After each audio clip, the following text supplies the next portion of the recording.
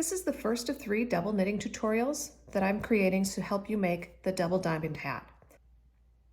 This first tutorial shows you how to work the double knitting 2-color cast on. When you're double knitting, the cast on uses pairs of stitches. The first stitch in the pair represents the facing side, and the second stitch in the pair represents the reverse side of the fabric. In the double diamond hat, 144 stitches are cast on, or 72 pairs of front and back stitches.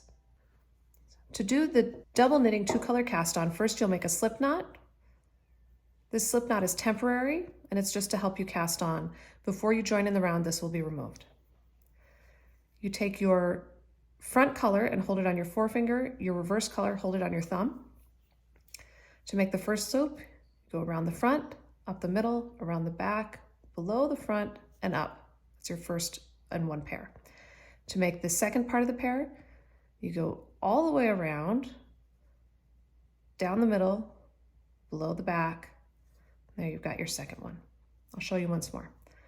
For the first in the pair, around the front, up the middle, around the back, under the front, 1.